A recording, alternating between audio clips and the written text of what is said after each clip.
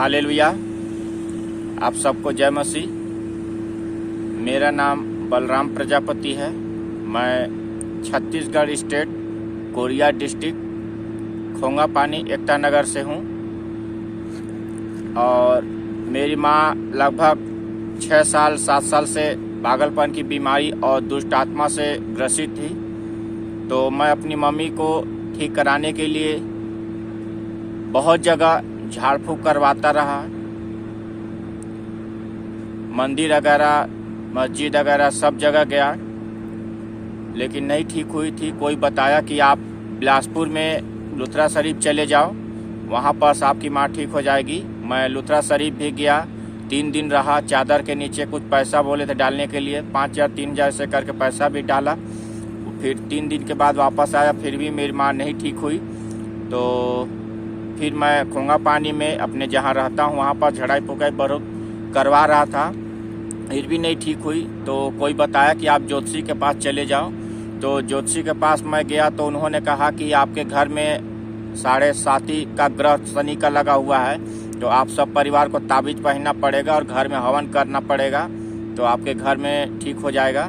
तो मैं ताबीज़ भी पहना, घर में भी पहनाया, अपने भाई बहन मम्मी सबको हवन करवाए, लेकिन फिर भी नहीं ठीक हुई।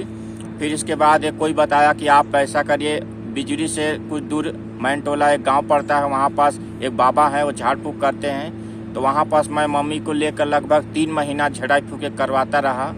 20,000 रुपया लिए, कुछ माँ ठीक हो गई थी। जब मैं फिर इसके बाद घर वापस आया कुछ महीने के बाद, मेरी माँ फिर वैसे ही करने लगी जैसे पहले भूत प्रेत पकड़ा था, झुकना झापना चालू कर दी, तो बड़बड़ाना चालू कर दी थी पूरी तरह से, ऐसे ही पहले जैसी स्थिति हो गया था। फिर बाबा के पास मैं वापस गया तो बाबा बोले कि देखो आपके घर में अब नया नया भूत प्रेत पकड़ लिया है, आपके घर में बंधन करना पड़ेगा, 20,000 रुपया लगेगा। मैं बोला ठीक है, घर का बंधन कर दीजिए तभी ना हम लोग ठीक रहेंगे। तो बाबा बोला ठीक है, तो उसको 20,000 रुपया दिया। एक दिन आए घर में बंधन वगैरह सब किए, फिर कुछ दिन ठीक रही, फिर उसके बाद वैसी हो गया।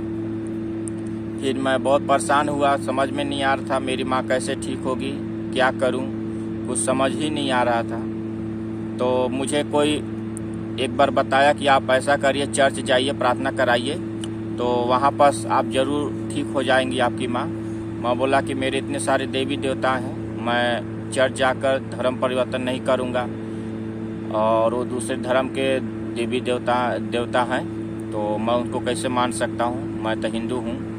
तो उन्होंने कहा कि आपकी इच्छा है तो जाइए, नहीं तो कोई बात नहीं है। फिर मैं नहीं गया चर्च, फिर झड़ाई फुकाई ही करवा रहा था, तो फिर भी मेरी माँ नहीं हुई। 5-6 महीना फिर भी ऐसे गुजर गया।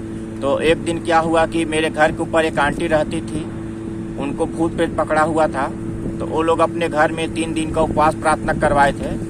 तो 3 दिन के बाद जब उनके लड़का से मैं मिला तो बोला कि आपकी मम्मी कैसी हैं, तो बोला मेरी माँ ठीक हो गई है। तो मैं बोला क्या पकड़ा था, उनको क्या हुआ था, तो बोले भूत प्रेत पकड़ लिया था मेरी माँ को, तो हम लोग प्रार्थना कराए तो ठीक हो गई। तो मैं बोला कि आपकी माँ से मिल सकता हूँ, बोला हाँ मिल सकता हूँ। फिर उनके घर गया, वो आंटी से मिला तो बहुत बढ़िया से बात करी और मुझे देख कर बहुत खुशी हुआ, यह आंटी ठीक हो गई है। तो मैं भी उस लड़के से बोला कि उनके लड़का से आंटी के बोला कि मेरे को भी प्रार्थना कराना है, आप बताइए क्या करना पड़ेगा। तो बोले कि ठीक है, एक पास्टर है, मैं उनसे आपको मिलवाता हूँ। तो पास्टर को घर लेके आए। तो पास्टर जब मेरे को बोले कि देखिए आप यीशु मसीह पर विश्वास करिए और चर्च आइए, हम सब आपकी मम्मी के लिए प्रार्थना करेंगे, आपकी माँ ठीक हो जाएगी। ऐसा करते करते लगभग 1.5 साल गुजर गए, लेकिन मेरी माँ नहीं ठीक हुई, क्योंकि मेरा विश्वास पास्टर पे था, पास्टर जरूर प्रार्थना करेगा तो मेरी माँ ठीक हो जाएगी। लेकिन फिर भी मेरी माँ नहीं ठीक हुई। तो एक दिन 25 दिसंबर 2012 की बात है, जो क्रिसमस का दिन होता है, तो वो दिन हमारे घर के पड़ोसी एक आंटी रहती थी जो प्रार्थना दुआ करती थी। तो उन्होंने मुझे बुलाया था कि बेटा आ जाओ चर्च में, हम लोग आपके मम्मी के लिए प्रार्थना करेंगे। तो मैं बोला आंटी देखिए, लगभग 1.5 साल हो गया मुझे चर्च जाते हुए, प्रार्थना दुआ करते हुए, लेकिन मेरी माँ अभी जस के तस वैसी हैं, उनको कोई फर्क नहीं पड़ा है। अब आज आप बोल दिए हैं तो मैं आज आ गया हूँ, लेकिन आज के बाद दोबारा कभी मुझे चर्च मत बुलाइएगा, न दोबारा कभी मैं चर्च आऊँगा। तो आंटी थोड़ा निराश हो गई। फिर इसके बाद हम लोग चर्च के अंदर गए, प्रार्थना दुआ कर रहे थे। तभी प्रभु के एक दास जो खोंगा पानी से कुछ दूरी पर उनका घर है, झगड़ा खान में, उनका नाम है पास्टर सियुद्दीन।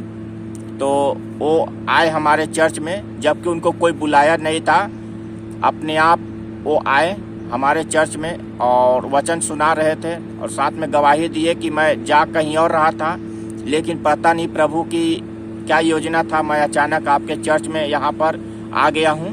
तो वो एक वचन सुना रहे थे जो यूहन्ना रचित सुसमाचार की पुस्तक में मिलता है 5 अध्याय में। उसमें एक बीमार व्यक्ति था जो 38 साल से बीमार था। हालेलुया। 38 साल से बीमार व्यक्ति के बारे में वचन को सुना रहे थे। तो वचन मेरे मन में, मेरे हृदय में वो समाया और मैं सोचा कि जब 38 साल का बीमार व्यक्ति चंगा हो सकता है तो मेरी माँ तो 6-7 साल से बीमार है, क्यों चंगी नहीं होगी? जरूर चंगी होगी, ऐसा मुझे अंदर विश्वास आया। और मैं उस दिन से अपने आप को प्रभु के हाथों में समर्पित किया और खुद प्रार्थना करने लगा, चर्च आने लगा, प्रार्थना करने लगा, बाइबल पढ़ने लगा। कुछ दिन ऐसा करते करते करते मेरी माँ बहुत अच्छा कुछ दिन तक ठीक हो गई थी। फिर मेरे अंदर विश्वास जगा, प्रार्थना करने से बहुत फायदा दिख रहा मेरे को। तो मैं प्रार्थना के साथ साथ उपवास भी करने लगा, पास्टरों को बुलाने लगा, मीटिंग घर में कराने लगा। और ऐसा करते करते, प्रार्थना दुआ होते होते मेरा समर्पण को देखा प्रभु यीशु मसीह ने। और एक दिन मेरी माँ को पूर्ण से प्रभु यीशु मसीह ने चंगा किया, इसलिए प्रभु के नाम की महिमा हो। और मैं 1 जनवरी 2013 को यीशु मसीह को उद्धारकर्ता के रूप में ग्रहण करके बपतिस्मा लेकर उनकी सेवकाई को करने के लिए मैं तैयार हुआ। और उस दिन से लेकर आज तक मैं सेवकाई कर ही रहा हूँ। प्रभु ने मुझे एक अच्छा सा जॉब भी दिया है, नौकरी के साथ साथ सेवा को कर रहा हूँ। प्रभु आप सबको बहुत आशीष दे। जय मसीह।